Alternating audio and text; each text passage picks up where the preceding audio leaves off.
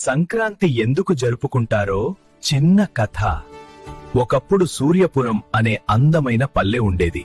ఆ పల్లె చుట్టూ పచ్చని పొలాలు, మధ్యలో చిన్న చెరువు. అక్కడి ప్రజల జీవితం అంతా వ్యవసాయంపైనే ఆధారపడి ఉండేది. ఆ సంవత్సరం వర్షాలు సమయానికి పడ్డాయి. రైతులు ఎంతో శ్రమించి వరి పంట పండించారు. చలికాలం ముగిసిపోతూ పంటలు బంగారు రంగులో మెరుస్తున్నాయి. ఒక ఉదయం గ్రామ పెద్దయిన వెంకటయ్య అందరినీ పిలిచి అన్నాడు, సూర్యుడు మకర రాశిలోకి ప్రవేశిస్తున్నాడు. మన కష్టానికి ఫలం వచ్చింది. ఈ ఆనందాన్ని పండుగగా జరుపుకుందాం. భోగి రోజున అందరూ పాత వస్తువులు వదిలేశారు.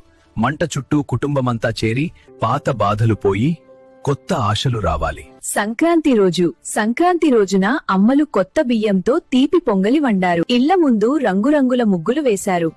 పిల్లలు గాలిపటాలు ఎగరేశారు. నాన్నా, సూర్యుడు లేకపోతే పంట లేదు, పంట లేకపోతే మన జీవితం లేదు. అందుకే సూర్యుడికి నమస్కారం. కనుమ రోజు ఆవులను స్నానం చేయించి పూలతో అలంకరించారు. మనతో కలిసి పనిచేసే పశువులకు కృతజ్ఞత చెప్పాలి. ఆ రోజు సూర్యపురం గ్రామమంతా నవ్వులు, పాటలు, ఐక్యతతో నిండిపోయింది. అప్పటినుంచి సంక్రాంతి అంటే కష్టానికి ఫలితం, ప్రకృతికి కృతజ్ఞత, కుటుంబంతో కలిసి ఆనందం. అందుకే మనం ప్రతి సంవత్సరం సంక్రాంతిని ఇంత ఘనంగా జరుపుకుంటాం. Download ShareChat.